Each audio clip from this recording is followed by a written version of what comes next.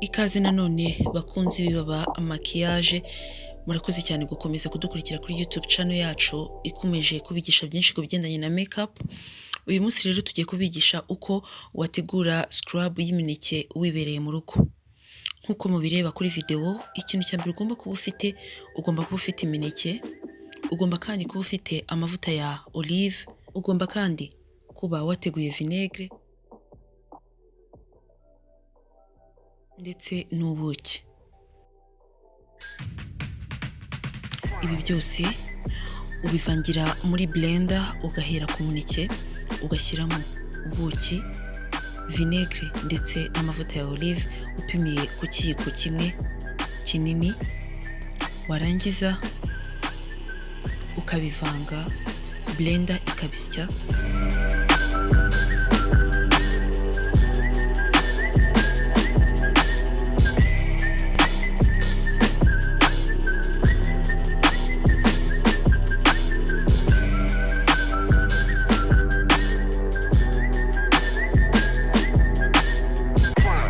Kubisya rero urabitereka gato, nuko ukabisiga ku ruhu rwawe ushaka guscrubinga gahoro gahoro witonze, ukanogereza mu maso mu gihe cy'iminota igera kuri 15, ugakaraba.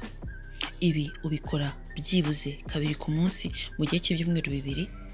Iyi scrub ikaba ikoreshwa n'abantu bafite uruhu ruyaga, bashaka kugabanya amavuta mu maso, ndetse iyi scrub ikabizwiho gukuraho amatasha atandukanye ku ruhu rwo mu maso.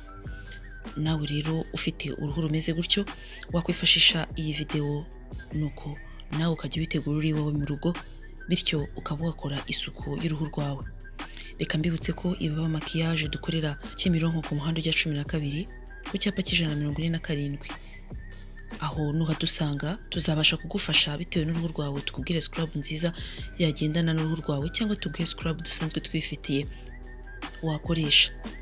Ikindi kandi uramutse ubonye kuhagera bitanakoroheye, waduhamagara kuri izi nimero ubona kuri screen yawe, cyangwa se ukatwandikira unyuze ku mbuga nkoranyambaga zacu. Reka tuzasubira ubutaha tubabwira ubundi bwoko bwa scrub n'uburyo umuntu yazitegura.